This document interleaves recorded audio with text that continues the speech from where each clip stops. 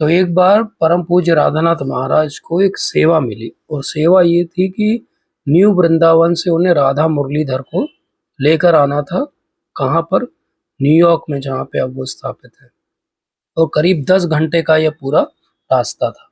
Van में महाराज ने उनको अच्छे से स्थापित किया, विग्रहों को, और अकेले थे वो। वैन चला के 10 घंटे के रास्ते से आए। अब वो जब पहुंचे न्यूयॉर्क में तो आधी रात हो चुकी थी। तो आधी रात के समय अब वो क्या करते, कहाँ जाते, क्या करते?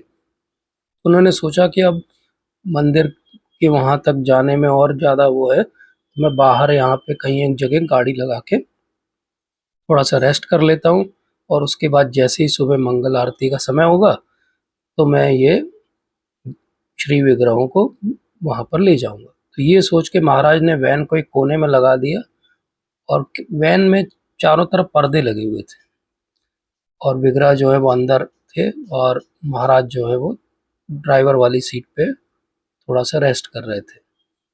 और जब वो ऐसा कर रहे थे तो उन्हें आवाज़ सुनाई दी। उस आवाज़ से उनको एकदम से ये आभास हुआ कि कोई ना कोई ये विंडशील्ड जो है वो तोड़ने की फिराक में है। अब क्योंकि अंधेरा था और पर्दे साइड से लगे थे, कहीं से उजाला नहीं आ रहा था, उनको कुछ कुछ चमकीला दिख रहा था अंदर। तो वो जो गैंग थी उसे लग रहा था कि ये कुछ तो बहुत कीमती सामान है इसके अंदर, और अगर हम इसको तोड़ेंगे तो ये पुराना जो उनकी नज़र में स्टैचू था, बोले, वो हमें मिल जाएगा और हम इसको कहीं बड़े दाम पे बेच के पैसे कमाएंगे। अब महाराज अकेले थे और ये बाहर से उसको तोड़ रहे हैं, कांच को, और महाराज सोच रहे हैं कि मैं क्या करूं, कैसे क्या करूं। तो उन्होंने भगवान से प्रार्थना की कि भगवान, मुझे आप इंटेलिजेंस दो। और इंटेलिजेंस कैसे दी भगवान ने इंटेलिजेंस ऐसे दी कि उन्हें भक्ति विनोद ठाकुर महाराज का एक जो है वो सॉन्ग, वैष्णव सॉन्ग याद आया। और वो सॉन्ग क्या था? उस सॉन्ग में भक्ति विनोद ठाकुर महाराज कहते हैं कि तुम ही तो ठाकुर, तुम्हारा कुकुर। तुम क्या है कि मैं, आप ठाकुर हैं, आप भगवान हैं, और मैं आपका क्या हूँ? कुत्ता हूँ। तो महाराज को वो सॉन्ग याद आया, तो महाराज ने सोचा कि क्या करूं मैं। तो वो कुत्ते की आवाज में भौंकने लगे, और वो जो गैंग वाले थे उनको लगा कि अंदर कोई खूंखार कुत्ता भी है, तो वो उसे छोड़ के चले गए। और उस रात में, उस 3-4 घंटे में 3 या 4 ऐसे गैंग आए जो कांच तोड़ने का प्रयास कर रहे थे, और तीनों चारों बार महाराज ने बस एक ही काम किया कि वो कुत्ते की आवाज निकाली उन्होंने और वो भाग गए। तो महाराज उस लेक्चर में कहते हैं कि they were right in thinking that I am dog. महाराज की ह्यूमिलिटी है। वो कहते हैं, बोले, I am dog, I am servant of Krishna, although I am not a vicious dog, मतलब मैं खतरनाक कुत्ता नहीं हूँ। बट महाराज समझाते कि ये जो अर्बन जंगल है, ये जो संसार है, ये ऐसा ही जंगल है। हम कंफर्टेबल सिचुएशन में अभी हैं तो हमें लगता है कि अरे यहाँ कोई परेशानी थोड़ी है, हमारा जीवन तो बहुत अच्छा चल रहा है। लेकिन एक्चुअली ऐसा नहीं है। ये जीवन अच्छा चलना मतलब क्या है? जैसे कि एक समुद्र के किनारे आपने एक बहुत सुंदर सा रेत का महल बनाया है। अब जब भी अगली लहर आएगी तो महल को बहा के ले जाएगी, जैसे सुनामी आएगी और बड़े बड़े शहर को तबाह करके ले जाएगी। तो ये जो स्थान है, यहाँ कुंठा ही कुंठा है। यहाँ पे वैकुंठ हो बन ही नहीं सकता कभी, क्योंकि इसका नाम ही नहीं है। जहाँ कुंठा नहीं है उसका नाम वैकुंठ है। अगर कुंठा नहीं चाहिए हमें तो वहां जाना पड़ेगा। और यहाँ तो हमको कुछ थोड़ी सुविधा मिल जाए तो भी उसके साथ दुख साथ में जुड़ा आएगा। जैसे कॉइन के साथ हेड लेंगे तो टेल आएगा ही। क्यों? क्योंकि भगवान ने ठप्पा लगा के दिया है, दुखालयम अशाश्वतम। तो इसलिए हम, अपने शरीर के अंदर एक आत्मा है और परमात्मा भी वहीं पे है, लेकिन हमें परमात्मा की आवाज क्यों नहीं सुनाई देती? क्योंकि हमारी जो फॉल्स ईगो की दीवार है वो इतनी ऊंची है कि हमें उस तरफ से भगवान क्या कह रहे हैं वो सुनाई नहीं देता। लेकिन जब हम शास्त्र पढ़ते हैं तो शास्त्र हमें वो ज्ञान के चक्षु देते हैं। शास्त्र हमें समझाते हैं कि कैसे वो फॉल्स ईगो की, मिथ्या अहंकार की दीवार टूटेगी, और टूटेगी तो भगवान की बात हमें सुनाई देगी। शास्त्र हमें समझाते हैं, जितना ज़्यादा आप यहाँ सुख भोगोगे उतना ज़्यादा आप बाद में सफ़र भी करोगे, क्योंकि यहाँ पे प्लेजर के साथ पेन आता ही है। भगवान कहते हैं, आ ब्रह्म भुवनार लोका, ब्रह्मा जी के लोक से लगा के इस लोक तक, कोई चींटी से लगा के ब्रह्मा जी तक, इंद्र से लगा के इंद्र गोप छोटे कीड़े तक, कोई स्थान या कोई जीव आत्मा ऐसी नहीं है जो सफरिंग में नहीं हो। तो क्यों हम सफर करते हैं और ये सफरिंग किस प्रकार की होती है, इसको आज बहुत विविडली, ग्राफिकली, बहुत डिटेल से समझाएंगे जड़ भरत। अब ये ध्यान से सुनिए, और मैं पहले ही स्पष्ट कर दूं, डिस्क्लेमर दे दूं कि ये डिस्क्रिप्शन जो ग्रह में यदि जीवन जी रहे हैं उनके लिए है, भक्तों के लिए नहीं है। लेकिन हमें ये सुनना चाहिए ताकि हमें पता रहे कि एक्चुअली कहाँ पे गलती लोगों से होती है और कैसे उस गलती को एक्चुअली हम प्रिवेंट कर सकते हैं। तो रघुगुण महाराज कहते हैं कि आपने बहुत अच्छे से मुझे समझाया अभी तक, जड़ भरत को कहते हैं, और अब मैं समझ गया हूँ कि आप भगवान से अभिन्न हो और आप महान भक्त हो और आप शास्त्रों की बहुत ज्ञाता हो। मेरे अंदर तो कुछ भी अच्छा नहीं है, मेरे अंदर तो बोले बहुत ज़्यादा मिथ्या अहंकार था, गर्व था कि मैं राजा हूँ, लेकिन आपने उस मेरे सर्प को दलन कर दिया है, उसको मार दिया है, और अब मैं क्लियरली समझ पा रहा हूँ। लेकिन जैसे ही वो ये कहते हैं उसके साथ वो तुरंत कहते हैं कि नहीं, आपने समझाया है, मैं समझ भी पा रहा हूँ, लेकिन क्या आप इसको और सिंप्लीफाई तरीके से समझा सकते हो? क्या आप इस भाषा में, इस रूपरेखा में समझा सकते हो कि मैं एक जो जड़ बुद्धि का व्यक्ति हूँ उसको भी बात समझ में आ जाए? तो फिर जब जड़ भरत ये सुनते हैं कि हाँ, अब इनका जो शरणागति का भाव है वो बढ़ता जा रहा है मेरे प्रति, तो वो बहुत सुंदर तरीके से आगे कहना आरंभ करते हैं। और वो क्या कह रहे हैं अब इसको हम समझते हैं। वो कहते हैं कि ये पूरा जो संसार है इसमें जितना कुछ है, जो आपको अलग अलग रूप रंग दिखाई देते हैं, अलग अलग आकृतियां दिखाई देती हैं, जीव जंतु स्त्री पुरुष दिखाई देते हैं, वो कुछ भी नहीं है, केवल मिट्टी जो है उसका ट्रांसफॉर्मेशन है। केवल जो पृथ्वी का एलिमेंट है उसका ट्रांसफॉर्मेशन है, क्योंकि सबके शरीर उन्हीं इंग्रेडिएंट से बने हैं, बस उनके शेप अलग अलग है। जैसे कि कोई कुम्हार के यहाँ पे आप जाएंगे तो उसी मिट्टी से वो छोटा पात्र भी बना देता है, बड़ा मटका भी बना देता है, छोटा सा दिया भी बना देता है, एक छोटा खिलौना भी बना देता है, एक राजा भी बना देता है, एक घोड़ा भी बना देता है। बोले इसी प्रकार से हम सब केवल उसी मिट्टी से बने हुए हैं। ये वो किस बात का उत्तर दे रहे हैं? जब वो अच्छे से पालकी नहीं उठा रहे थे जड़ भरत, तब क्रोधित होके राजा ने उनसे क्या कहा था कि तुम दिखते तो हट्टे कट्टे हो, लेकिन क्या थक गए हो क्या चलते हुए? तब उन्होंने बताया था कि नहीं, आत्मा नहीं थकती है। और तब उन्होंने ये भी बताया था कि किसी का मोटा होना, पतला होना, वो तो उसके प्रारब्ध है, वो सच में अंतिम सत्य नहीं है, और उसके आधार पे आप जीवन में कोई भी निर्णय किसी के प्रति मत लीजिएगा। तो ये वो समझाते हैं।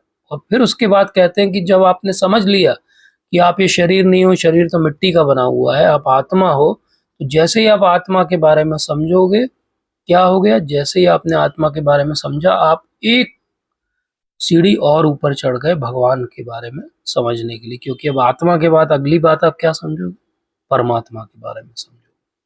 तो इसलिए कहते हैं कि परमात्मा के बारे में जानना है अगर, तो उसका एक ही उपाय है। वो कहते हैं कि रहुगुणा तपसा न याति, न चेज्या निर्वपणाद ग्रहद्वा, न छंदसा नेव जलग्नि सूर्य, बिना महत पाद रजोभिषेकम।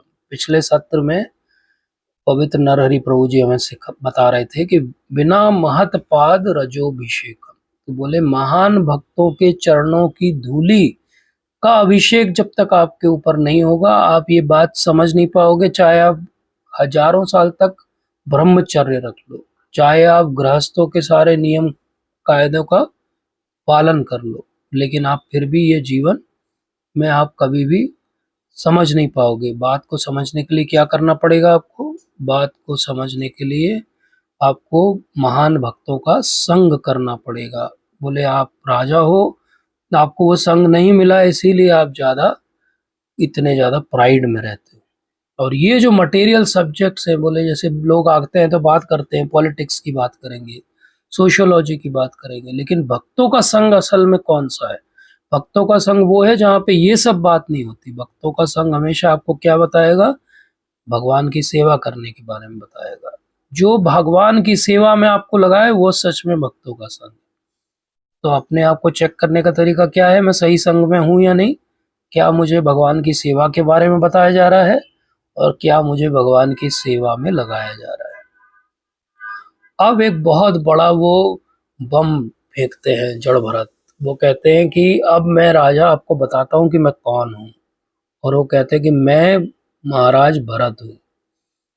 तो ये राजा तो छोटे से दो छोटे छोटे प्रदेशों का राजा था, और उन सब ने सुना हुआ था इतने सालों के बाद भी कि एक महान राजा भरत हुए जो पूरे संसार पे राज करते थे। तो वो कहते मैं हूँ वो महाराज भरत जो सब कुछ छोड़कर चले गए थे और जंगल में जाके तपस्या कर रहे थे। लेकिन मेरे साथ क्या हुआ, एक छोटा सा हिरण का बच्चा था और उसके कारण मेरा अगला जन्म हिरण का और अब अगला जन्म जड़ भरत के रूप में हुआ। तो ये तो राजा अब कुछ कहने लायक ही नहीं बचता, क्योंकि इसका जो भी, अगर कोई अपने ऐश्वर्य को लेके भी इसके अंदर दम्भ था तो वो भी समाप्त हो जाता, क्योंकि सामने कौन खड़ा है, सामने पूरे संसार जिसने राज भी किया और जिसने त्याग भी कर दिया वो व्यक्ति खड़ा है। बोले अब इसके सामने मेरी क्या बिसात है, तो वो शांत हो जाता है। तो फिर जड़ भरत कहते हैं कि केवल भक्तों का संग, और भक्तों के संग में भगवान की सेवा, और भगवान की सेवा के साथ श्रवण और कीर्तन, इतना बोले मैंने बस अपना ध्यान लगाया और कुछ भी नहीं किया, और इसी को मैं आपको भी सिखाऊंगा। पर इस बात को अच्छे से आप समझ लो, इसके लिए न केवल आप भगवान और भक्तों के संग के महत्व को समझो, आप ये जो संसार में अपना जीवन जी रहे हो सांसारिक, इसका क्या अर्थ निकलेगा ये भी समझो। इसके लिए मैं एक बहुत सुंदर आपको कथा सुनाता हूँ, और वो एक एलेगोरिकल स्टोरी सुनाते हैं, जैसे हमने पुरंजन उपाख्यान में भी सुनी थी। ऐसे ही एक बहुत सुंदर एलेगोरिकल स्टोरी आएगी। अगले दो जो चैप्टर हैं 13 और 14, वो इसी स्टोरी को पहले सुनाया जाएगा और फिर उसको समझाया जाएगा।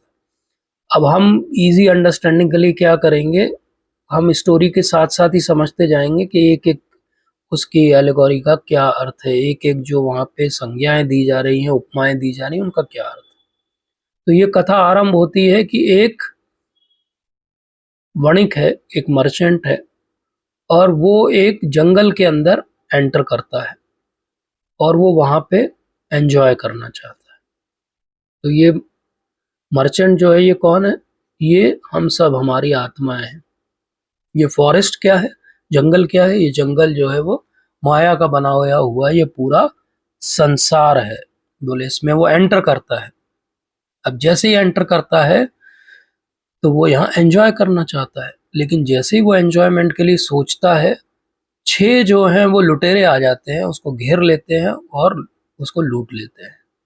बोले 6 लुटेरे कौन है, कौन उसको घेर के लूट लेते हैं? बोले 6 उसके अनकंट्रोल्ड सेंसेस हैं, मतलब 5 इंद्रियां और एक उसका मन। बोले ये उसको गलत रास्ते ले जाते हैं। अभी तो वो जंगल में बस एंटर किया था उसने, लेकिन ये 6 ने घेर के उसको क्या किया, लूट लिया। उसका सही जो कार्य था और सही जो पथ था उससे उसको भटकाव दे दिया। तो वो जैसे ही आगे आया तो उसको एक दूसरे रास्ते जाना था, और वो रास्ता भगवान की भक्ति और भक्तों का संग था। लेकिन वो किस रास्ते चला गया, उस जंगल में अंदर अंदर गहरे में चला गया, जहाँ पे ये लुटेरे 6 ले गए उसको और उन्होंने लूट लिया। और वहां पे एक बहुत बड़ा जो है वो एक लोमड़ी भी है, और वो लोमड़ी क्या करता है, वो भी उसका बचा खुचा जो धन है उसको वो छीन लेता है। बोले लोमड़ी कौन है, ये लोमड़ी क्या है?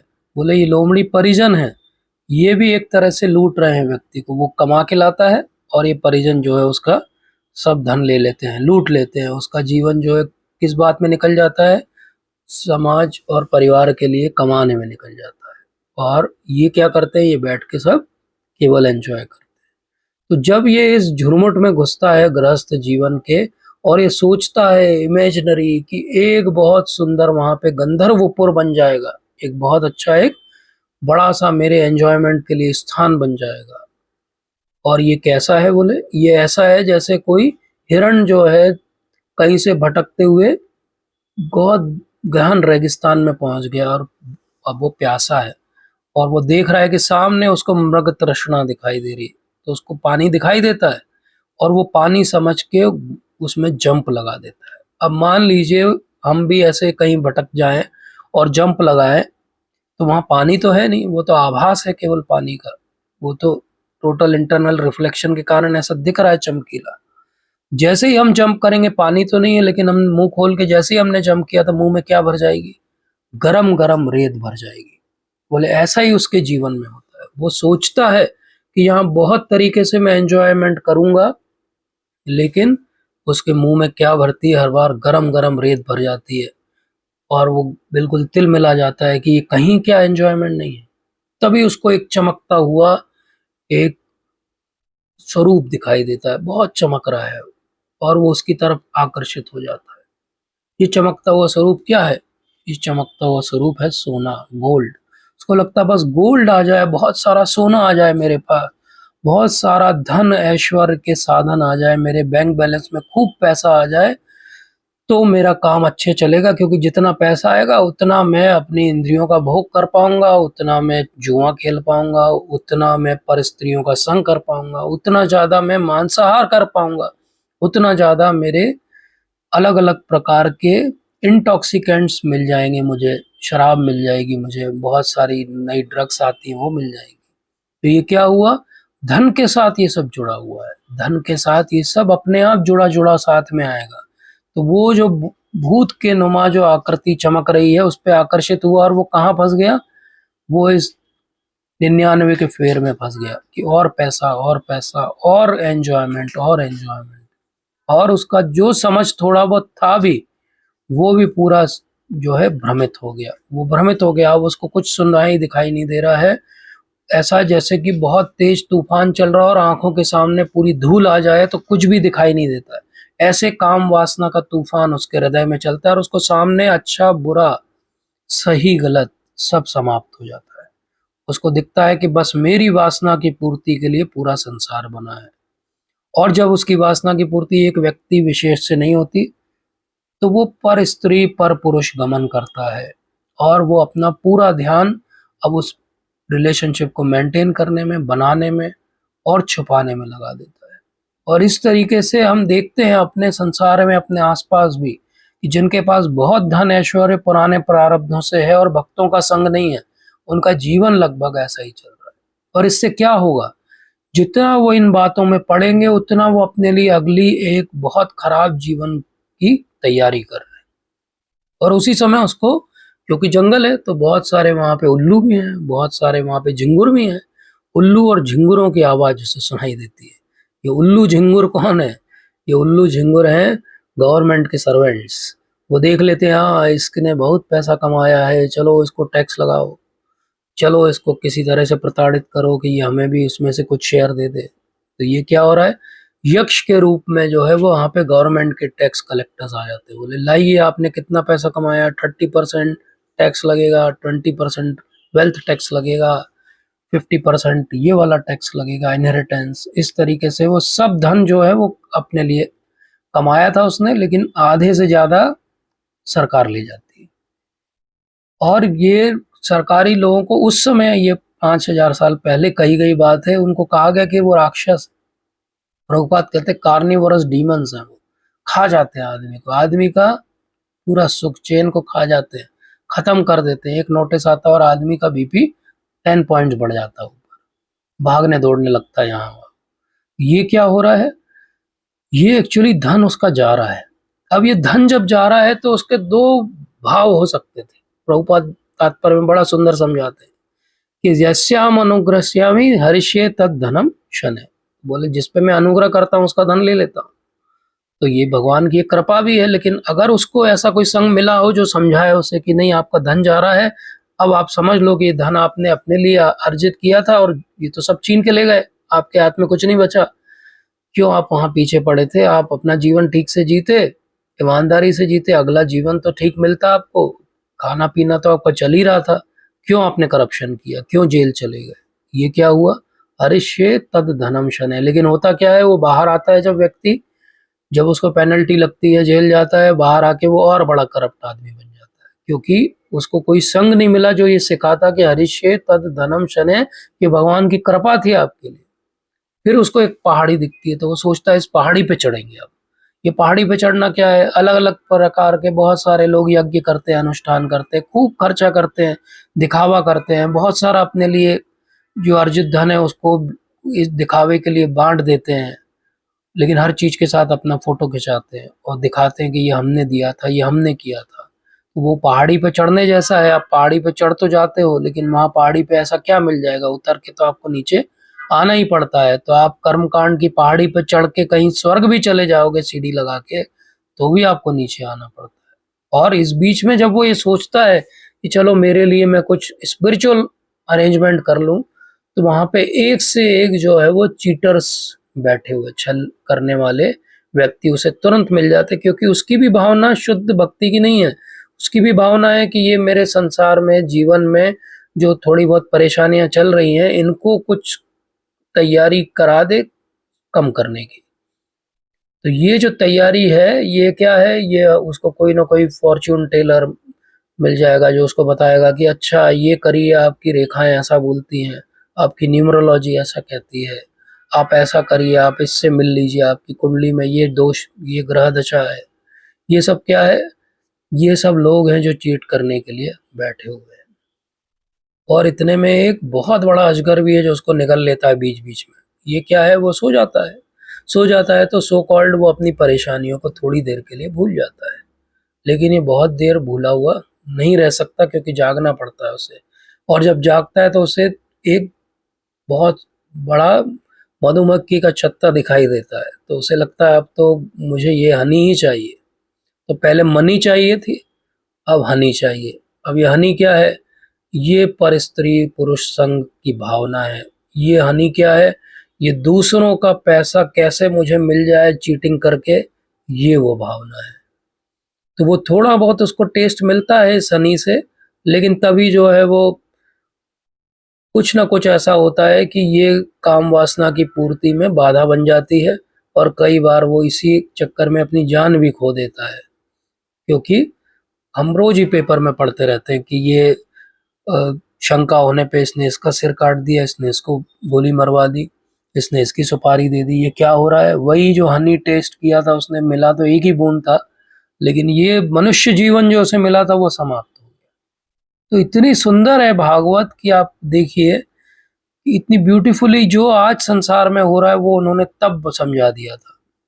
और वो जंगल में रह रहा है, जंगल में कोई घर तो है नहीं उसका, कभी बारिश होती है, कभी बहुत ठंडी पड़ती है। तो ये सारी जो तय तराप है, ये तो उसे परेशान कर ही रहे हैं, आदि दैविक, आध्यात्मिक, आदि भौतिक।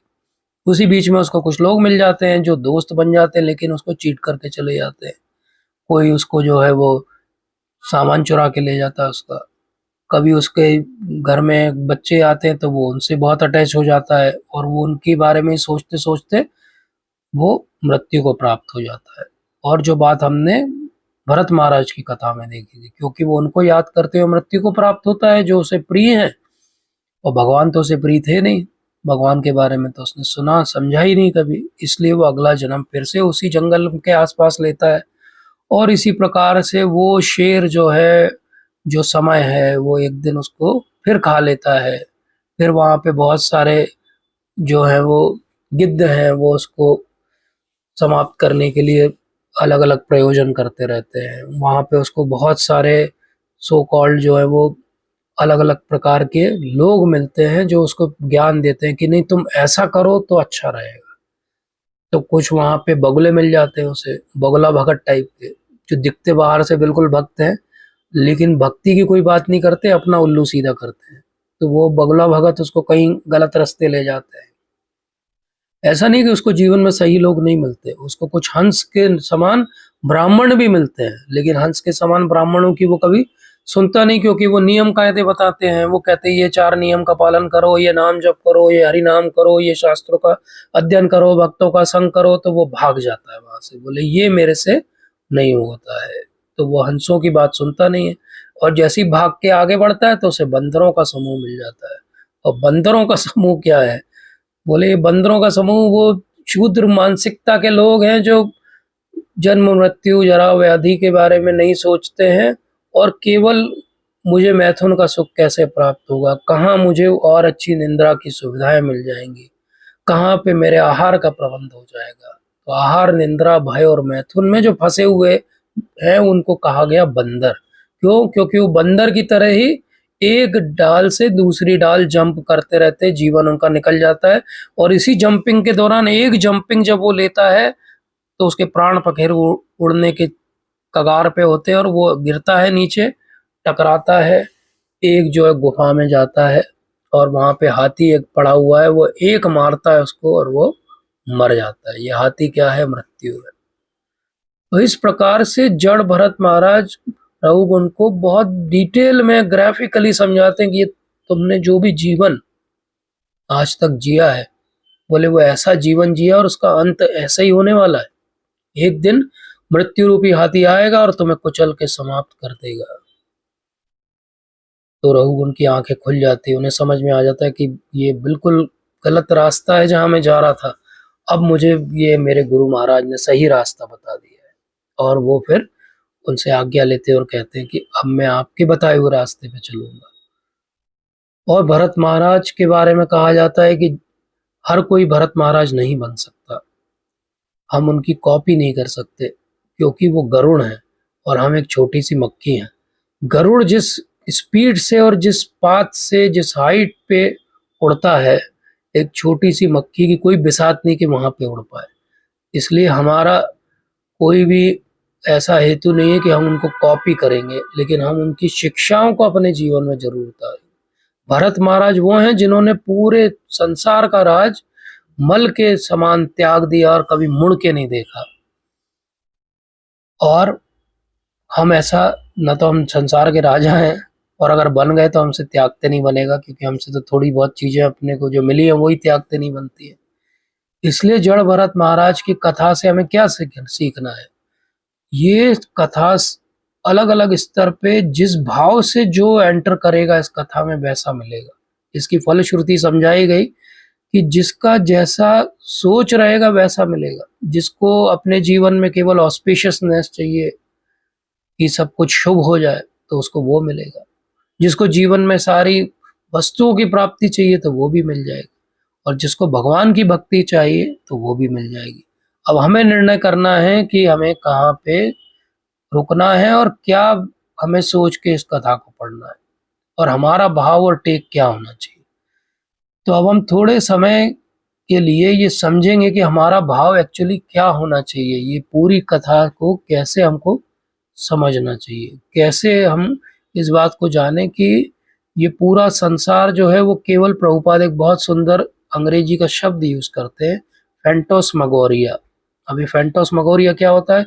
एक बड़ा सा आकर्षित करने वाला, बहुत कलरफुल दिखने वाला एक शो है जो दिख रहा है आपको बहुत कलरफुल, लेकिन उसके पीछे कुछ नहीं है, उसके पीछे का कोई सार नहीं है। आप अगर वहां जाओगे तो आपको फंसा लिया जाएगा। वो आपको फंसाने का इंतजाम है, वो आपको कहीं ना कहीं बांधने का इंतजाम है। ये पूरा संसार ऐसे ही फैंटोस्मगोरिया है, दिखने में सुंदर है, बहुत अट्रैक्टिव है, बड़े बड़े अट्टालिकाएं, बड़े बड़े शहर हैं, लेकिन एक्चुअली क्या है? ये पूरा फैंटोस्मगोरिया है।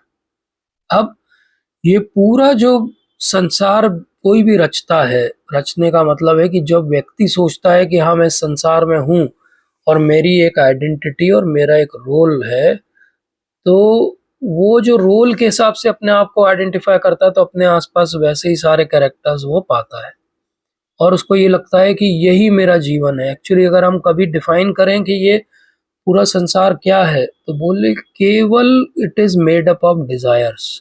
ये पूरा संसार केवल हाउस ऑफ डिजायर्स है, डिजायर्स का बना हुआ घर है। और कितना भी हम डिजायर्स को हटाते हैं, पूरे डिजायर हमारे खत्म ही नहीं होते कभी। हम सब ने अपने जीवन में प्रयास किया है। उसके लिए उदाहरण दिया जाता है कि जैसे कोई बर्तन हो जिसमें आप कुछ समय के लिए हींग रख दो, तो उसके बाद आप हींग को हटा भी दो, लेकिन वो हींग की स्मेल कितनी भी बार आप उस बर्तन को धो लो वो रह जाएगी, वो वासना जो है वो रह जाएगी। वो वासना क्या है हमारी? वो वासना है एंजॉयर की वासना। ये डिजायर क्या है? कि आई वॉन्ट टू एंजॉय। इसीलिए माया को पता है, ये माया बहुत चालाक है। माया को पता है कि ये व्यक्ति जो है कहाँ पे जाके अटकेगा। जैसे हमने भरत महाराज की कथा में पहले ही सत्र में समझा था कि दया के कारण महाराज जो है वो 2 जीवन और अटक गए, दया के कारण। तो दया भी किसी को अटका सकती है। तो नॉर्मली माया कहाँ अटैक करती है? माया दो तरह से अटैक करती है, हमेशा याद रखिए, एक डाउट और एक डिजायर्स। जब जब भी आपको भगवान, भक्त, गुरु महाराज और शास्त्र के प्रति डाउट आए, मतलब माया अटैक कर रही है। जब जब भी भगवान के अलावा कोई भी इच्छा आपके अंदर जागृत हो जाए, मतलब माया अटैक कर रही है। तो ये डाउट और डिजायर, डाउट कहाँ पे आते हैं? इंटेलिजेंस के लेवल पे। जब हमारी बुद्धि प्रखर नहीं होती है तो डाउट आते हैं। तो माया ने कहाँ अटैक किया? बुद्धि पे मिसाइल छोड़ दिया। और मन मतलब डिजायर, इच्छाएं जब हमारी भक्ति के विपरीत होती जाती हैं, मतलब माया का मिसाइल जाके मन पे लगा है। ये पूरा संसार केवल डिजायर्स का बना हुआ है। अब इस डिजायर और डाउट को कैसे खत्म करेंगे? इसके लिए भक्तों का संग और शास्त्रों का अध्ययन चाहिए। शास्त्र का अध्ययन हमारी बुद्धि को प्रखर करेगा, भक्तों का संग हमारे मन को सही बात में लगा के रखेगा। लेकिन ये दोनों बात हों, इसके लिए एक पार्ट हमें करना पड़ता है जो हम नहीं करते, और वो है विश्वास, फेथ, श्रद्धा। भक्तों में श्रद्धा, शास्त्र में श्रद्धा। जिसकी श्रद्धा होगी क्या उसको डाउट आएगा? नहीं आएगा। जिसकी भक्तों के संग में श्रद्धा होगी क्या उसके डिजायर जागेंगे? नहीं जागेंगे। प्रभुपाद उसको कहते हैं अनफ्लिंचिंग फेथ। जब फेथ नहीं होता है तब प्रॉब्लम आती है। जब फेथ होता है तो भगवान क्या कहते हैं भगवत गीता में? ददामी बुद्धि योगम तम। बुद्धि योग भगवान दे देंगे, चिंता मत करिए, फेथ तो रखिए। और जिनका फेथ नहीं है उनको क्या करते हैं भगवान? जिनका फेथ नहीं है, भगवान भगवत गीता में कहते हैं, वो एक के बाद एक असुरी योनि में जाते जाते और नीचे और नीचे और नीचे और नीचे और खत्म हो जाते हैं। तो ये पूरा संसार का जंगल जिसमें हम अंदर घुसे डिजायर्स के कारण। और ये संसार कैसा है? हम रोज गाते हैं, संसार तो दावानल है। एक बार घुस गए, अब चारों तरफ आग लगी हुई है, हाहाकार है, कौन कब मर जाए पता नहीं है। और इस समय अब हम क्या करें? अब हम क्या करें?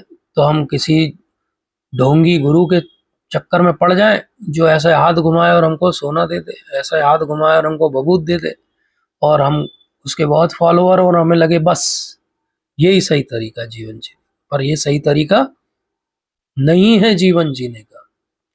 क्योंकि इस तरह से जीवन जीना मतलब अपने हर डिजायर को हाँ बोलना है। क्योंकि वो तो कभी आपको ये कहेंगे ही नहीं कि डिजायर कम करिए, वो तो सोना और दे के आपके डिजायर को बढ़ाएंगे। तो इस तरीके से क्या हो रहा है? इस तरह का जीवन ऐसा ही है जैसे किसी ने एक व्यक्ति को लिया, रस्सी से बांधा एक ट्रक के पीछे, और अब वो ट्रक चल रहा है 100 किलोमीटर की स्पीड से, और इधर उधर इधर उधर मुड़ रहा है, और आदमी जो बंधा हुआ है वो हर जगह टकराता हुआ कहाँ जाके गिरता है, और क्या उसको चोट लगती है, और क्या उसके जीवन का होता है। इसलिए ये हमेशा ध्यान रखिए कि मैं भक्ति में क्यों आया, मेरा भक्ति में आने का हेतु क्या था। इसको हमेशा एक जगह लिख के रखिए। क्या मैं भक्ति में प्राप्त करने के लिए आया? क्या प्राप्त करने के लिए आया? क्या मैं आर्त था? क्या मैं अर्थार्थी था? क्या मैं जिज्ञासु था? क्या मैं ज्ञानी था? क्या मैं भक्त था? मैं क्या बनने आया? क्योंकि आर्त होंगे आप तो आपकी दुख को दूर कर देंगे। लेकिन आर्त भावना से भगवान के पास आना शूद्र मेंटलिटी है। अर्थार्थी भावना के साथ कुछ मांगने के लिए भगवान के पास आना मतलब बिजनेस ट्रांजैक्शन करना, मतलब वैश्यों जैसी मेंटलिटी। जिज्ञासु होके भगवान के पास आना वो क्षत्रियों जैसा है। लेकिन ज्ञानी रूप में भगवान के पास आना ब्राह्मण जैसा है। तो ब्राह्मण जन्म से नहीं है। अगर आपको ज्ञान प्राप्त करने का चाव है मतलब आप ब्राह्मण हो, सिंपल सी बात है। तो हम क्यों आए थे भक्ति में? क्या हम आर्त थे, अर्थार्थी थे, ज्ञानी थे, जिज्ञासु थे, कि हम भक्त थे? भक्त होंगे तो प्रेम पुमार्थो महान। जो भक्त होगा उसको भगवान प्रेम देंगे। जो अपनी दुख बस दूर करने आता है उसको दुख दूर कर देंगे। जो जिज्ञासु बन के आएगा उसको थोड़ा बहुत ज्ञान दे देंगे। जो पहले से भगवान के बारे में समझ के आएगा उसको भगवान धीरे धीरे अपने बारे में और बताएंगे। क्योंकि हमने कुंती महारानी से ही सीख लिया था कि भगवान तो आच्छन्न रहते हैं माया से। भगवान तो आच्छन्न रहते हैं। भगवान को अगर समझना है तो माया का आवरण हटाना पड़ेगा और वो ज्ञान के द्वारा ही हो सकता है। और वो आवरण कैसा है ये याद रखिए हमेशा। कई बार मन में आ जाता है अच्छा मतलब ढके हुए हैं तो मैं अपनी मन मर्जी का कुछ भी करता रहूं, भगवान को भी नहीं दिखेगा। नहीं, वो वन वे वाला कर्टन है। वो आपको वो पूरी तरह से देख रहे हैं, आपके अंदर तक झांक रहे हैं, वो आप उनको नहीं देख पा रहे हो।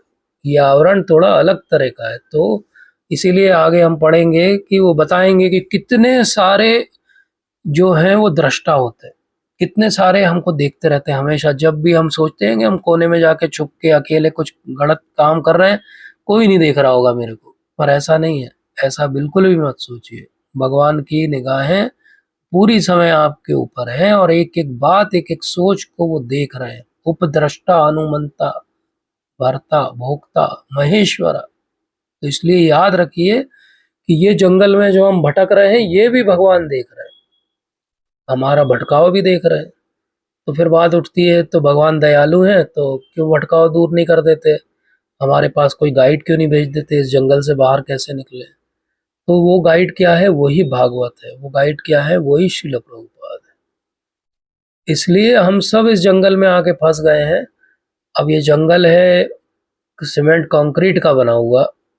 ये जंगल है जिसमें थोड़ी बहुत सुख सुविधाएं हमें दिखाई देती है। जंगल है जहाँ पे हमारा आइडेंटिटी है, हमारा एक परिवार है, हमारा बहुत बड़ा एक सर्कल है, हमारा रिस्पेक्ट है। लेकिन एक्चुअली हम यहाँ पे बिलोंग नहीं करते, ये बात जरूरी है।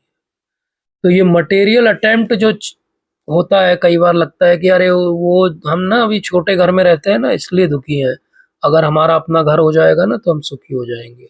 अभी ना हमारे पास थोड़ा धन की कमी है, थोड़ा धन और आ जाएगा ना तो संसार में अच्छा हो जाएगा। अभी मेरी शादी नहीं हुई है, शादी हो जाएगी तो सब अच्छा हो जाएगा। अभी बच्चा नहीं हो, बच्चा हो जाए फिर अच्छा हो जाएगा। पोते हो जाएंगे ना तो सब बढ़िया हो जाएगा। मैं रिटायर हो जाऊंगा उस दिन सब ठीक हो जाएगा। लेकिन किसी भी दिन किसी का भी कुछ भी ठीक नहीं हुआ है और अंत तक कौन पहुंच पाएगा ये भी हम नहीं जानते। इसलिए मटेरियली अपनी सिचुएशंस को चेंज करना ऐसा ही है जैसे जेल में रहते हुए कोई थर्ड क्लास सेल में जेल की रह रहा हो, जहाँ पे एक कंबल बस दिया जाता है और एक लोटा दिया जाता हो, और वहां से वो शिफ्ट होके बोले कि अब मुझे ऐसी सेल में रख दो जहाँ पे मुझे अखबार पढ़ने को मिल जाए, जहाँ पे मुझे इंटरनेट सर्फिंग करने को मिल जाए, जहाँ पे मुझे गद्दा मिल जाए सोने के लिए। मुझे ए क्लास सेल में शिफ्ट कर दो। तो जेल से जेल में नहीं शिफ्ट होना है, सेल से सेल में नहीं शिफ्ट होना है। हमको इस संसार से बाहर शिफ्ट होना है, इस जंगल से हमें बाहर निकलना है, इस दावानल से बाहर आना है। ये हमारा पर्पस होना चाहिए। इसलिए ये जितने रिलीजियस प्रिंसिपल हम सीखते भी हैं तो हमारी इंद्रियां क्या करती हैं, इनमें से सब कुछ हमें भुला देती हैं जब हमें असल में उनका पालन करना हो। इसलिए हमें भक्तों का संग चाहिए कि वो इतने डीप इंप्रेशन बन जाए इन सब बातों के कि हम हमेशा उनको अच्छे से पालन कर पाए। तभी ये जो डिजायर जिसके कारण हम इस जंगल में घुसे थे, वो डिजायर हमारा खत्म होगा। तो क्या डिजायर पूरा खत्म हो जाएगा? तो अभी हमने समझा कि डिजायर तो वो हींग रखा हुआ बर्तन है जिससे सुगंध तो आती रहेगी। तो क्या कर सकते हैं, हम डोवटेल कर सकते हैं, अर्थात हम उस डिजायर को भगवान की सेवा के डिजायर में कन्वर्ट कर सकते हैं। और उसकी शुरुआत कहाँ से होती है? प्रभुपाद कहते हैं सिंपल लिविंग हाई थिंकिंग। आपकी लिविंग बहुत जितनी पॉसिबल हो सिंपल रखिए, लेकिन थिंकिंग आपकी हाईएस्ट रखिए। अभी क्या हो रहा है जीवन में हमारे, उल्टा है। थिंकिंग जो है वो बिल्कुल सिंपल है और लिविंग जो है वो हाईएस्ट है। ईएमआई पे भी हम जीवन जिएंगे। हमारे पास नहीं होगा तो बैग बोरो एंड स्टील, चोरी कर लेंगे, लेकिन अपने जीवन में कोई कमी नहीं आनी चाहिए एंजॉयमेंट में। ऋणम कृत्वा घृतम पिबेत। तो ये जो भाव आ गया कि ईएमआई पे जीवन जी लेंगे या लोन ले लेंगे और फिर देखेंगे भरते रहेंगे, ये जीवन जीने का तरीका नहीं है। जीवन जीने का तरीका अपने रिसोर्सेस में रह के हम जीवन जिएंगे। हम गृहस्थ हैं, हम अपने जीवन में जितनी हमारी जिम्मेदारियां उन सबको पूर्ण करेंगे, लेकिन हमारा जो अल्टीमेट एम है उसको भी नहीं भूलेंगे। इस बात को हमेशा ध्यान रखेंगे। यहाँ पे फंस के अहम ममेती इस मोह में नहीं फंस जाएंगे। हम यहाँ से बाहर निकलने की सारी जुगत जो है वो भी लगाएंगे। इसलिए प्रभुपाद कहते हैं कि हर व्यक्ति को अंदर से ये डिजायर होना चाहिए कि उसे भगवान की सेवा करनी है। प्रभुपाद बड़े स्पेशली कहते हैं कि a person who always desires to serve Krishna is interested in ways to convince people that there is supreme personality of Godhead, and that supreme personality of Godhead is Krishna. This is his ambition. तो हम बाहर निकलने का सोच रहे हैं या नहीं सोच रहे हैं, ये किससे निर्धारित होता है? प्रभुपाद कहते हैं वो इस बात से निर्धारित होता है कि आप दूसरों को भी बाहर निकलने का रास्ता बताते हो। जो सच में यहाँ से बाहर निकलना चाहेगा वो दूसरों को भी रास्ता बताएगा, वो उसका एम्बिशन है। उसका एम्बिशन है भगवान से अटैचमेंट। उसका एम्बिशन ये नहीं है कि मैं स्वर्ग में रहूं कि नर्क में रहूं। मैं स्वर्ग में रहूं तो चलेगा, मैं नर्क में रहूं तो चलेगा, भगवान से मेरा अटैचमेंट रहना चाहिए, बने रहना चाहिए। इसको कहते हैं उत्तम श्लोक लालसा। ये लालसा की भगवान की सेवा हम कर पाए। भगवान कौन है? भगवान का नाम है उत्तम श्लोक। सबसे उत्तम श्लोकों के द्वारा उनकी स्तुति की जाती है। तो इसलिए हमको ये पूरा प्रयास करना चाहिए कि ये कोई भी अगर इस बाहर निकलने के रास्ते को आपको बता रहा है तो उसको ध्यान से सुनिए, और जब आप समझ जाओ तो दूसरों को भी वो बाहर निकलने का रास्ता बताइए। तो प्रभुपाद बहुत द्रवित होके एक तात्पर्य में लिखते हैं कि कुछ लोग हैं बोले हमको नहीं चाहते हैं, वो हमारे मूवमेंट को नहीं चाहते हैं, वो इस्कॉन को पसंद नहीं करते हैं। बोले लेकिन वो भी जब बुराई करते हैं हमारी तो वो क्या कहते हैं? बोले ये हरे कृष्णा लोग जो हैं इनको दंड मिलना चाहिए। बोले इस बहाने वो भी भगवान का नाम हरे कृष्णा लेते हैं। प्रभुपाद का हृदय इतना विशाल है कि वो कहते हैं कि ये उन्होंने भी भगवान का नाम ले लिया, इसी से वो भी तर जाएंगे। बोले यही हमारी सक्सेस है। तो प्रभुपाद तो इस एक्सट्रीम तक जाते हैं कि जो हमारी बुराई भी कर रहे हैं वो भी हमारे लिए बहुत महान है, क्योंकि वो भी एक्चुअली भगवान का नाम तो बुराई करते हुए ले ही रहे हैं। तो इसी तरह भक्ति सिद्धांत सरस्वती ठाकुर महाराज कभी कभी गौड़ मठ की कुछ बुराई छपती थी तो वो लिख कर आते थे भक्त लोग कि ये देखिए इतने बड़े अखबार में बंगाली में 4 कॉलम का ये छपा है। तो वो हमेशा कहते थे कि लागो इसमें अंडरलाइन करो कितनी बार कृष्ण का नाम आया। बोले 10 बार आया प्रभुपाद। बोले 10 बार नाम आया, इसका सर्कुलेशन कितना है? बोले कलकत्ता में बोले 1 लाख है। तो बोले कितने लोगों ने नाम लिया 10 बार? तो he is happy with that criticism also, he is happy with that mentality of people also. इसलिए जब हम प्रचार करें तो ये नहीं सोचना चाहिए कि सब हमें लाइक ही करेंगे, सबको हमारा तरीका अच्छा ही लगेगा। कुछ लोग हमेशा होंगे जिनको लगेगा कि ये तो ठीक नहीं है या इसको ऐसे नहीं वैसे करना चाहिए, वो उनका भाव हो सकता है। लेकिन प्रभुपाद का भाव क्या है? जो भी हमारी तरफ ध्यान भी दे रहा है उसके जीवन में भक्ति का उदय हो रहा है, क्योंकि वो भगवान कृष्ण पे ध्यान दे रहा है, उनका नाम ले रहा है। तो इसलिए बहुत महत्वपूर्ण है इस बात को हमारे जीवन में समझना कि ये स्टोरी कहीं कहीं कुछ कुछ अर्थों में हमारी ही कहानी है, कुछ कुछ अर्थों में हमारी कहानी नहीं है, क्योंकि अब हम भक्तों के संग में और हम बाहर निकलने का प्रयास कर रहे हैं।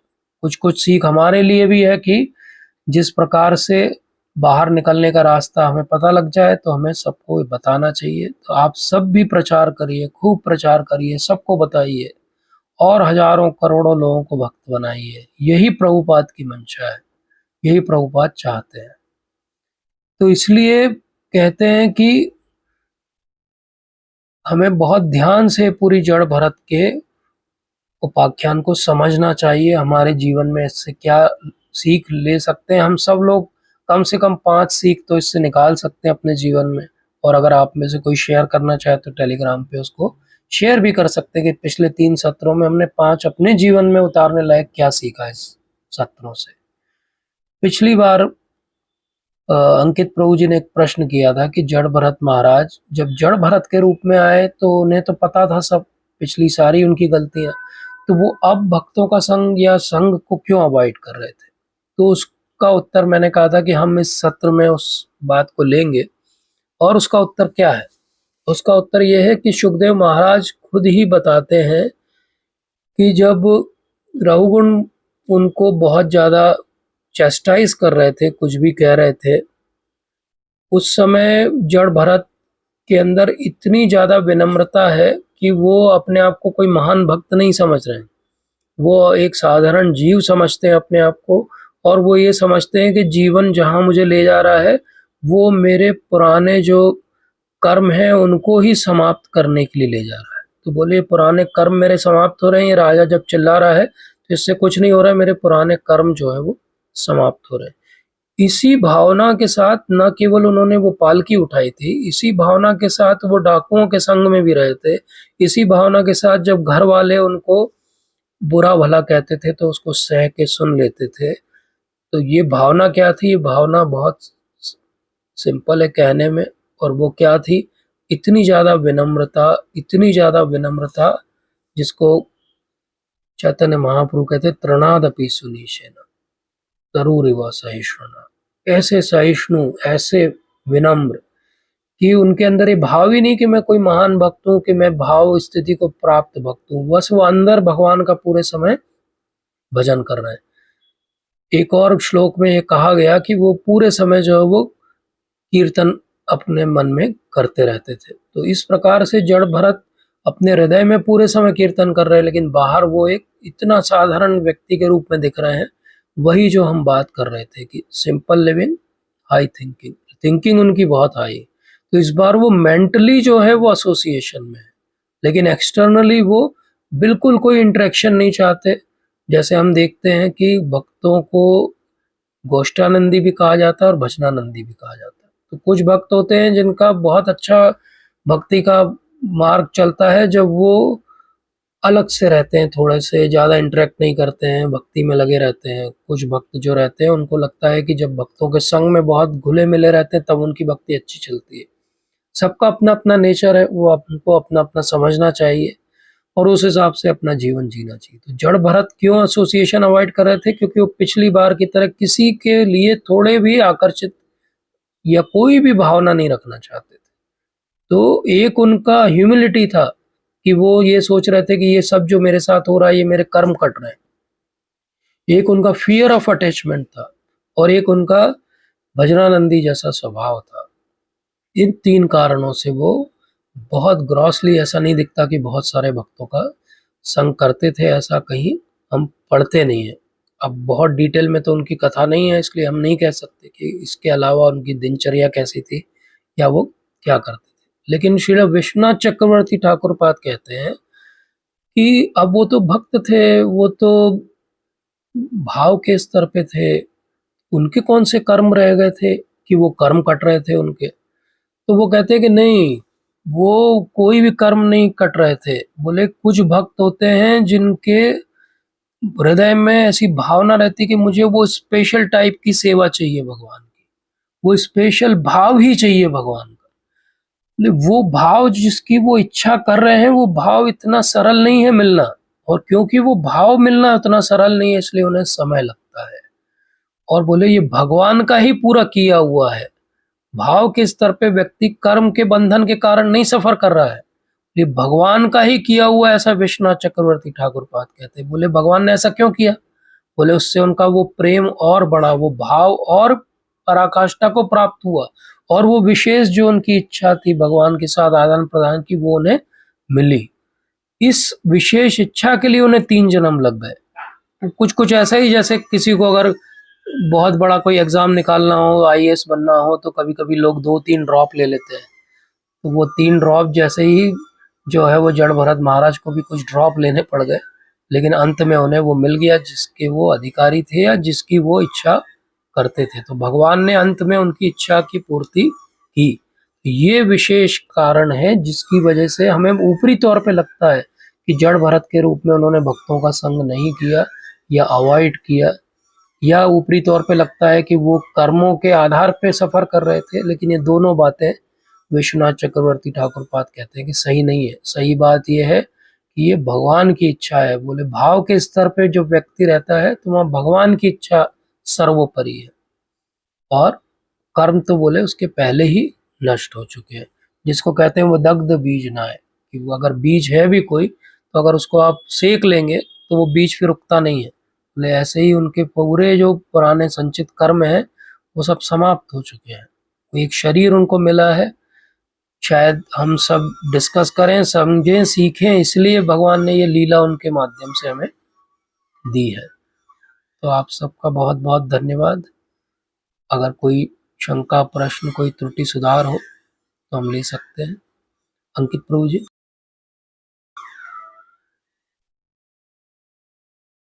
हरे कृष्ण प्रभु जी, धन्यवाद, प्रणाम। हरे कृष्ण प्रभु जी, धन्यवाद, प्रणाम। प्रभु जी बहुत अच्छे से आपने आंसर दिया, मैं थैंक यू सो मच। और बहुत एलेगोरिकल स्टोरी डिटेल में आपने समझाई मुझे। Association is the essence. और वो जड़ भरत वाले जो लेवल है वो हम तो नहीं कर सकते उसको कॉपी। यस। तो वो मिसअंडरस्टैंडिंग ना हो उसके लिए भी आपने बहुत अच्छे से समझाया कि वो एक्चुअली इंटरनल एसोसिएशन था उनका मेंटल, और हमारा मेंटल तो मेंटल हॉस्पिटल है हमारा तो। जैसे पागलों का अस्पताल हो कोई। Yes. Thank you so much. Mental, sentimental, dental, कुछ भी हो सकता है। हरे कृष्णा प्रभु जी। हरे कृष्ण माता जी। जी माता जी। मेरे को तो पर आपने बताया भक्तों का संग, पर भक्तों के संग में तो भक्ति हो ही जाती है, पर मुझे लगता है श्रेष्ठ वो है कि जो अकेले में कर पाए। हाँ, दोनों अपने श्रेष्ठ हैं जी। हाँ, नहीं श्रेष्ठ इन द सेंस खाली मतलब लोनलीनेस में या लोनलीनेस में अकेले में मनुष्य के दिमाग तो और इधर उधर। हाँ, ये बात सही है माता जी। That way you are very right. Yes तो यस इसीलिए वो भक्ति मैंने श्रेष्ठ कहा। Yes yes. मैं भी मतलब वर्ड रॉन्ग, नहीं नहीं, वो अकेले एक में ही मन शांत मन नहीं रहता है ना, बहुत इधर उधर चलता है। यस। तो उस समय जो भक्ति करेंगे वो मतलब भक्तों के साथ साथ तो हो ही जाती है, संग मिला वो तो जरूरी भी है, पर मुझे लगता है ऐसा कि अकेले में जो या खाली समय में जो भक्ति करे वो बिल्कुल सही माता जी। इसीलिए वो कहते हैं कि जो बाहर समाज में जब आप रहते हैं वो आपकी पर्सनैलिटी है, और अकेले आप जैसे वो आपका कैरेक्टर है।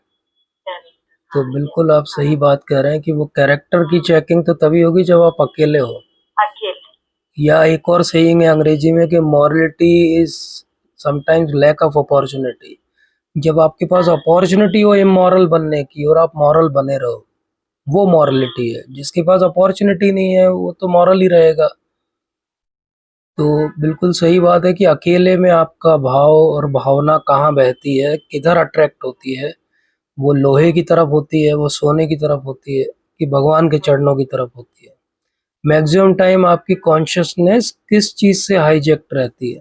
ज्यादातर आप क्या सोचते हो दिन भर में, या आप जब अकेले होते हो क्या आप डरते हो, क्या आप भविष्य के बारे में सोचते हो, क्या आप पास्ट में कुछ गलत हुआ वो सोचते हो, क्या आप बहुत रजोगुण में रहते हो, वो तभी चेकिंग होती है। बिल्कुल सही है माता जी आपका, बिल्कुल सही इनपुट। और एक आपने जो बोला कि भक्ति में क्या प्राप्त करने आए। यस। मतलब तो मैं तो सिर्फ श्री कृष्ण के विग्रह को देखकर ही उनके विग्रह से आकर्षित होकर उनकी भक्ति में लगी। यस। और बचपन से मतलब देखा तो भक्ति नहीं मतलब थोड़ा जो भी मैं करती थी पूजा पाठ को, उसके बाद जैसे जैसे वो प्रेम मतलब आकर्षण बढ़ता गया, फिर जानने की इच्छा हुई कि आखिर क्या है ये कैरेक्टर, मतलब कृष्ण कौन है ये वो। उसके बाद में तो वो जब जितना जानने की कोशिश करेंगे उतना प्रेम वर्धन होगा। तो ये कौन सी कैटेगरी में आएगा? ये बिल्कुल बहुत सुंदर कैटेगरी में आएगा, भक्तों की कैटेगरी में आएगा।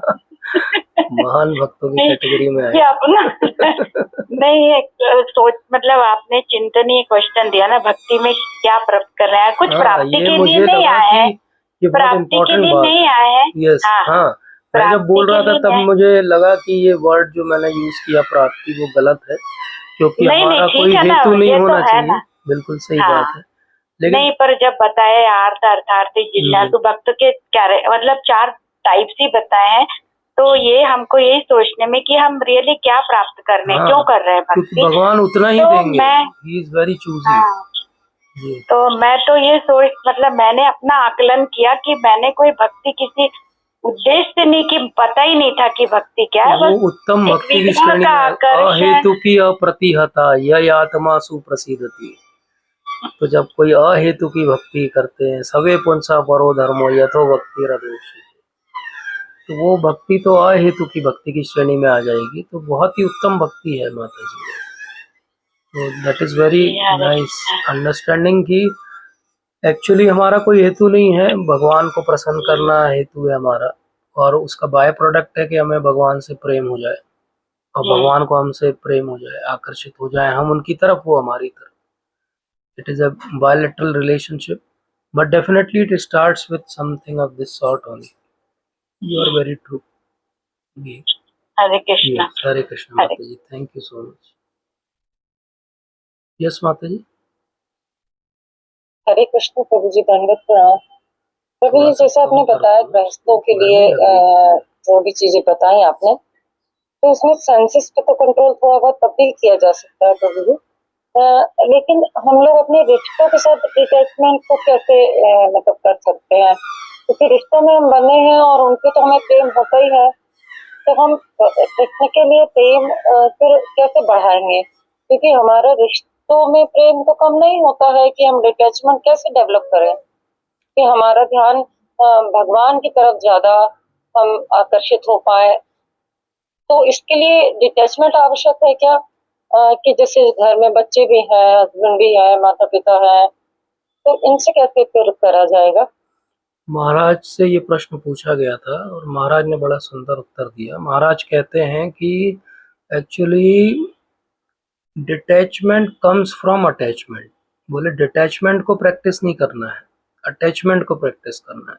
बोले जैसे जैसे भगवान से अटैचमेंट आपका होता जाएगा, बाकी सब चीज़ें अपने आप डी नोवो हो जाएंगी, ऑटोमेटिक हो जाएंगी। महाराज समझाते हैं कि उसके लिए कुछ भी अलग से प्रयास नहीं करना। एक बहुत सुंदर महाराज ने लेक्चर लिया है, पावर ऑफ लव। आप में से जिसके पास भी समय हो इस लेक्चर को सुनिए, बहुत ही सुंदर लेक्चर, बहुत पहले महाराज ने लिया था, आई थिंक 2002 का लेक्चर है महाराज का, power of love, Prerna series में। एंड आई वाज फॉर्चुनेट कि I could attend that lecture live, और वो बहुत सुंदर महाराज ने समझाया। और उन्हीं सत्रों में ये डिस्कशन होता है कि अटैचमेंट डिटैचमेंट, तो वो समझाते हैं कि अटैचमेंट क्या है। बोले अटैचमेंट को डेवलप करो भगवान के लिए, डिटैचमेंट अपने आप हो जाएगा। जिसको कहते हैं वो परम दृष्टवा निवर्तते, मतलब कि हायर टेस्ट डेवलप होगा तो लोअर टेस्ट अपने आप चला जाएगा। तो हमें एक्टिवली किसी से डिटैच नहीं होना है, हमें अपनी सारी ड्यूटीज करना है, सब चीज का पालन करना है, सारे धर्मों का निर्वाह करना है, लेकिन हृदय में हमें भगवान के लिए सोचना है। यही हमें सूत्र दिया है महाप्रभु ने भी। आप भगवत गीता पढ़ेंगे, भगवत गीता की प्रस्तावना में प्रभुपाद इस बात की चर्चा करते हैं। प्रस्तावना में आप पढ़िएगा, एंड में जाइएगा प्रस्तावना की, तो वहाँ पे वो एक डिस्क्रिप्शन देते हैं कि चैतन्य महाप्रभु ने हमें क्या सिखाया है। और चैतन्य महाप्रभु ने क्या सिखाया? बोले चैतन्य महाप्रभु ने यही सिखाया कि पूरे संसार में अपना लोक व्यवहार करते रहें और मन हमारा जो है भगवान में लगा रहे। और उसके लिए वो एक उदाहरण देते हैं, वो उदाहरण देते हैं जैसे कोई स्त्री हो, उसका एक कोई प्रेमी भी हो और एक पति भी हो। वो पति की पूरी सेवा करती है लेकिन हृदय में उसके वो प्रेमी निवास करता है। ऑल्दो ये बहुत ग्रॉस एग्जाम्पल है, लेकिन स्वयं महाप्रभु ने इस एग्जाम्पल को दिया ये समझाने के लिए कि इस संसार में हम अपना सब कुछ पालन करेंगे लेकिन साथ में हम ये भी करते हैं। ठीक है माता जी?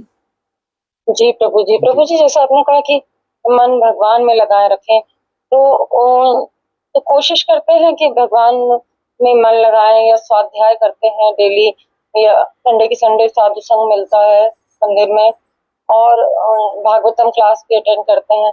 तो प्रभु जी, मतलब ऐसे जैसे आपने बीच में बताया कि मानसिक रूप से जप चलता रहे, तो वो घर के काम करते करते मन मन में जाप करें, लेकिन मंदिर में बताया जाता है कि जोर जोर से जाप करना चाहिए, तो वो क्या मन मन में जाप करें तो वो जोर जोर से जाप करें, उतना कि सामने वाला कोई डिस्टर्ब ना हो, उतना हम जाप करें अपने 16 माला, और बाकी हम मन में 16 करें। माला में कर लें प्रभु जी।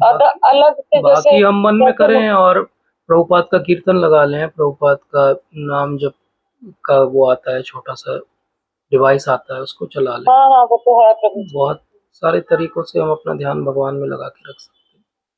ठीक है, जी प्रभु जी, थैंक यू प्रभु जी। Okay, thank you. एक अंतिम प्रश्न प्रभु जी।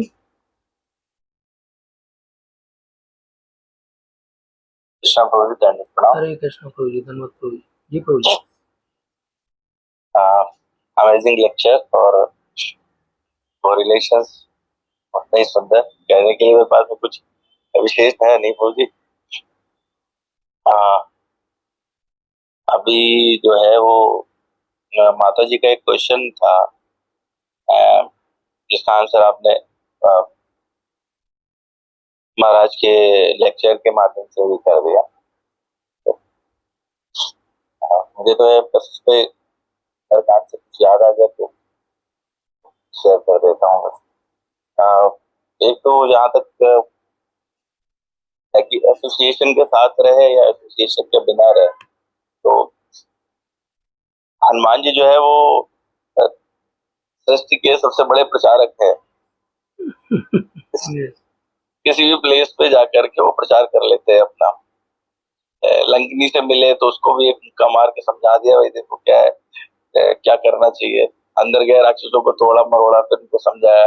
रावण को भी गए प्रवचन दे दिया, सबको दिया, चाहे जैसे भी हालत रहे। तो प्रचार की स्थिति और खुद को मजबूत रखने के लिए वो हमेशा राम नाम का सहारा लेते रहते हैं। तो जहां मौका मिले वहां पे प्रकट हो जाते हैं। जब उनको विभीषण जैसा कोई व्यक्ति मिलता है तो उससे उस प्रकार की चर्चा करके साधु संग भी हो जाता है, आदान प्रदान भी होता है। विभीषण जी जब जाते हैं भगवान राम के पास में और अपना दुख बता रहे हैं कि मैं तो कैसा हूँ कि मेरा तामस शरीर है और रावण का भाई हूँ, तो किसी तरह से बस आप समझ लीजिए कि वहां पे रह रहा हूँ। बड़ी सुंदर लाइन भी कहते हैं और भगवान उसको मान भी लेते हैं। भगवान कहते हैं कि जिस स्थिति में आप रहते हो, बरुबल बास नरक करता था, दुष्ट संजन दे विधाता, अब पद देखि कुशल रघुराया, जो तुम कीन जान जन जाया। तो यहाँ पर दो बड़ी सुंदर बातें निकल के आती है। प्रश्न था सेम यही प्रश्न, यही बात जो है वो विभीषण जी ने कही। कहते हैं तब लगी कुशल न जीव कहूँ, सपने हो मन विश्राम, जब लगे भजतन राम कहूँ, शोक धाम तज काम। फिर आगे बताते हैं तब लगे हृदय बसत खल्लाना, लोभ मोह मच्छर मद माना, जब लगे उर न बसत रघुनाथा, धरे चाप सायक कहि बाथा। ममता तरुण अमी तमी अंधियारी, राग द्वेष उलूक सुखकारी, तब लगे बसत जीव मन माहि, जब लगे प्रभु प्रताप रघुनाहि। अब मैं कुशल मिटे भय भारे, देखे राम पद कमल तुम्हारे, तुम कृपाल जा पर अनुकूला, ताहि न व्यापित विद भव सूला। तो वो बता रहे हैं कि हृदय में तो ये सारी चीजें हैं और ये तब तक नहीं जाता। विभीषण जी खुद भगवान राम से ये बात करे, तब तक नहीं जाता जब तक आप, और कैसा स्वरूप जिसमें हाथ में धनुष बाण हो आपके, ताकि कुछ ऐसा आए जो लोभ मोह मात्सर्य इत्यादि है, इनको आप समाप्त करते रहे। और कह रहे ममता कैसा, ममत्व वो पूरी अंधेरी रात है जिसमें जो राग द्वेष टाइप है, मतलब उल्लू जो रहते वो सुखी हो जाते। तो ऐसे राग द्वेष सुखी हो जाते जो हमारी ममता प्रबल होती है। और ममता कहाँ बसती है, उसके स्थान बता रहे, कह रहे मन में बसती है। और जब तक ये अंधेरा कब तक रहता है, जब तक आपके प्रताप का यानी आपके विषय में ज्ञान का सूर्य उदय नहीं होता। तो अब मेरा जो जीवन सफल हुआ क्योंकि मैं अब आपके चरणों के का सहारा मिल गया है। तो भगवान जो है वो फिर इसका आंसर देते हैं और कहते हैं सुनहु सखा निज कहां स्वभाव। मैं अपना स्वभाव बताता हूँ। जान भुसुंड स्तंभ गिर जाओ, जो नर होई चराचर द्रोही, आवै सबे शरण तक मोहि। तो पहली शर्त उन्होंने कही कि चाहे वो कितना ही बड़ा पापी क्यों ना हो, बस मेरी शरण ले ले। तज मद मोह कपट छल लाना, करो सत्य ते ही साधु समाना। वो इनको त्यागने का प्रयास करे तो मैं उसे तुरंत साधु। ये बात भगवत गीता में भगवान कहते हैं क्षिप्रम धर्मात्मा है ना। फिर आगे जो लाइन अभी माता जी ने पूछी थी वही, जननी जनक बंधु सुत दारा, तनु धनु भवन सुहिद परिवारा, सब कह ममता ताग बटोरी, मम पद मनहि बांध धरि डोरी। तो उसको ये नहीं कहा भगवान ने कि इसको त्याग दो। तो कह रहे उन्होंने 10 प्रकार के बंधन बताए और उनको कहा कि चाहे वो पत्नी का है, माता पिता का है, भाई बंधु का है, शरीर का है, धन है, घर है, मित्र है, परिवार है, जितना ममत्व है, जिसको आप अंधेरा कह रहे हो, जिसको आप कह रहे हो कि अंधेरी रात है जिसमें उल्लू प्रबल हो जाएंगे, राग द्वेष बढ़ेंगे और ये सब, तो इनको क्या करो कि सबको एक साथ बटो, एक रस्सी बनाओ और मेरे पैर चरणों में डाल दो। अब इसको अगर वृहद अर्थ में लेंगे तो मतलब मुझे लगता है 2 घंटा पार हो जाएगा सारा इस पे डिस्कशन करेंगे, बट सिंपली अगर इसको इस तरह से देखें तो ये जिम्मेदारी हमारी नहीं है। हमारी सबसे बड़ी ममत्व या ममता क्या होगी कि हम जिनसे भी प्रेम करते हैं या जिनसे भी हमारा ये ममत्व है, जो माया वाला स्वरूप है, तो वो हम उनका सबसे ज्यादा अच्छा हित किसमें कर सकते हैं कि हम उनको भी भगवान का आश्रय किसी तरह से दिलवाए, प्रयास करें, उनके जीवन में भगवान का आश्रय आ जाए ना, या फिर अब हम उनको सबको भगवान के आश्रय, जो भी हमारे संबंध है उनको हम भगवान के आश्रय पे छोड़ दें, अपना जितना भगवान ने हमें रिस्पॉन्सिबिलिटी दी है उतना करते रहे। और तो ऐसे में क्या होगा, भगवान राग द्वेष के बाद होने वाला क्या है, जो आप कह रहे थे राग द्वेष होगा, नहीं होगा। समदर्शी इच्छा कुछ ना है, हर्ष शोक भय नहीं मन माई, तो आपके दिमाग में ना कोई इच्छा रह जाएगी, ना कोई हर्ष रह जाएगा और ना ही कोई शोक रह जाएगा, है ना। ब्रह्मभूत प्रसन्नात्मा न शोषति न कांक्षति। और फिर भगवान कहते जो ऐसा कर देगा, अपना जो ममत्व का डोरी है वो मेरे चरणों में रख देगा, तो उसकी गति कैसी होगी। अस सज्जन मम उर बस कैसे, मेरे हृदय में ऐसे सज्जन कैसे रहते हैं, लोभी हृदय बसई धन जैसे, जैसे एक किसी लोभी को धन का लोभ बना रहता है, वो कभी जाता नहीं है, तो वैसा मेरे हृदय में वो लोग निवास करते हैं। तो ये बात भगवान कहते हैं, तो हमको जो है वो बेसिकली इससे डिटैच नहीं होना है, भगवान से अटैच होना, जो आप कह रहे थे। और वो लेक्चर मैंने बहुत पहले हम आप मिले थे तब सुना था मैंने। हाँ, वो लेक्चर मैं सबको रिकमेंड करता हूँ, बहुत सुंदर है। Power of love amazing lecture है, मतलब क्लासिक लेक्चर है। महाराज का तो हर लेक्चर क्लासिक है, बट वो लेक्चर ऐसा है कि आप सुन लो तो आप कभी भूल नहीं पाओगे उस लेक्चर।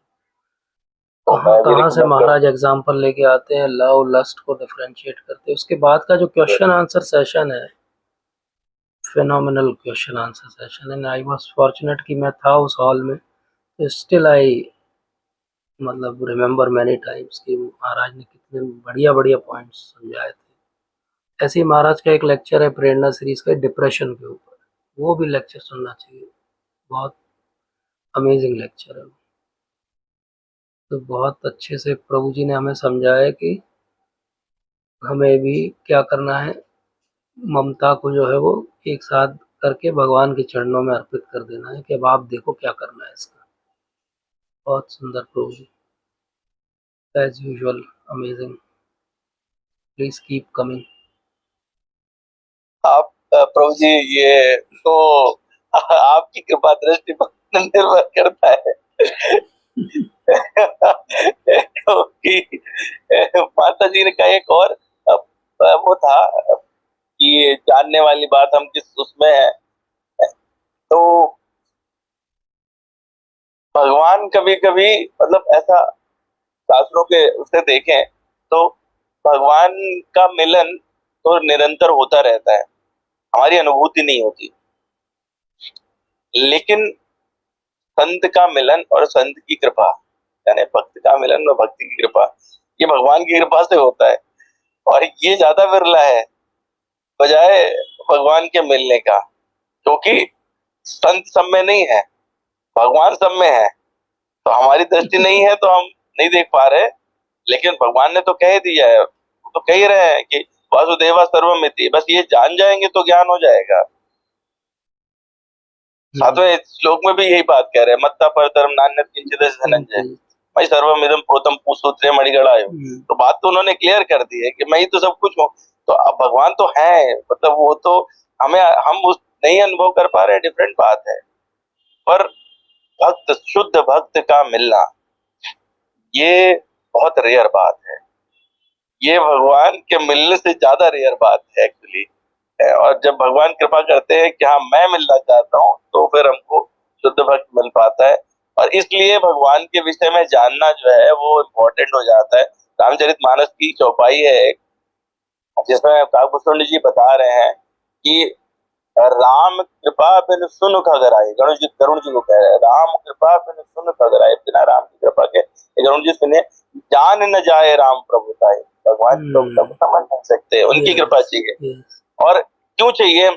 जाने बिनु न होई प्रतीति, बिनु प्रतीत होई नहीं प्रीति। हमें प्रेम तब तक नहीं हो सकता जब तक हम उनके विषय में जान नहीं जाए, और फिर भक्ति उससे दृढ़ होती है, जो आपने वही अभी कहा। महाराज उसको रिफ्रेश करते हैं यही चौपाई, लेकिन थोड़ा कंटेम्प्रेरी शब्दों में महाराज कहते हैं कि when you know the greatness then you understand the sweetness. तो भगवान की ग्रेटनेस जैसे जैसे हम समझते जाते हैं, भगवान की स्वीटनेस रिवील होती जाती है। जैसे जैसे भगवान का प्रभुत्व समझ में आता जाएगा, भगवान से हमारा प्रेम वैसे वैसे और बढ़ता जाएगा। Yes. और महाराज की ये बात को ना गोस्वामी जी ने आगे ही में लिख दिया, जय अच्छा। जो वो भी लिख दिया। कह रहे हैं, प्रीति बिना नहीं भगत दृढ़ाई, जिम खगपति जल के चिकनाई। जल में चिकनाई दिखती नहीं है, पर है Yes. स्लाइड करता है। तो उसी प्रकार से ये दिखेगा नहीं, लेकिन भक्ति दृढ़ होती चली जाती है। और ये होगी कैसे? जो अभी आपने दिया एग्जाम्पल, बिनु गुर होय की ज्ञान, ज्ञान की होय विराग बिनु, गावे वेद पुराण सुख की लाई हरि भगत बिनु। तो बिना गुरु के ये ज्ञान सब और वैराग्य। यस, ज्ञान और वैराग्य, अटैचमेंट और डिटैचमेंट। भगवान से अटैचमेंट, संसार से डिटैचमेंट। अब स्वतः है, तो जैसे जैसे बढ़ता जाता है भगवान से अटैचमेंट, तो एक्चुअली अगर हम एनालाइज करेंगे तो भगवान से अटैचमेंट ही संसार से डिटैचमेंट है। यस, तो जैसे जैसे भगवान से अटैचमेंट बढ़ता साइमल्टेनियस जाता है है, वो प्रोसेस। हाँ, वो फिर हम मतलब हेड होगा या टेल होगा। तो भगवान इसलिए कहते हैं, सन्मुख होए जीव मई जबहि, जन्म कोटि यज्ञ नासहि तबहि। उसके तुरंत पाप सारे नष्ट हो जाते हैं। मेरी सन्मुखता चाहिए, और उसके पाप नष्ट हो गए तो उसका वैराग्य अपने आप ही हो जाना है। बस उसका अपोजिट चैतन्य चरितामृत में, कि जैसे ही हम विमुख हुए तो माया ने हमें पकड़ लिया, घेर लिया, पकड़ लिया, सम्मुख पकड़ नहीं हुए है। तो माया ने छोड़ दिया। बिल्कुल सही बात। भगवान ने इस बात को जो है वो 14th श्लोक में इतना सुंदर तरीके से कहा है। मैं जब हर कॉन्टेक्स्ट में देखता हूँ माया के विषय में, दैवी हेषा गुणमयी मम माया, गुण मम माया दुरत्या। अब वो दैवीय है, दैवीय तब है जब हम भगवान के सन्मुख हो जाते हैं। कौन सा गुण उसमें आ जाएगा? गुणमयी है, मतलब सत्व है, रजो है, तमो है, वो कौन सा गुण आ जाएगा वो हमारे चॉइस पर डिपेंड करता है। एक्चुअली योग माया हो जाएगी, महामाया जो योग माया हो जाएगी, योग माया में कन्वर्ट हो जाती है। तो इट्स अ वेरी वेरी, मतलब वैसे तो क्या सारे श्लोक दे आर सो ब्यूटीफुल कि, लेकिन माया के संबंध में जब भी बात आती है तो मुझे ये लगता है कि बस थोड़ा सा है कि हमारा दृष्टि जो है वो जरा सा बदले और माया का दृष्टि तुरंत बदल जाता है। इसीलिए वो कहते हैं ना, अहंकार विमूढ़ आत्मा कर्ता हमिति मन्यते। तो वही अहंकार विमूढ़ आत्मा होके हम सोचते हैं हम करता है। जिस दिन हम समझ लें हम करता नहीं है, हम जो है वो महामाया से योग माया में चले गए।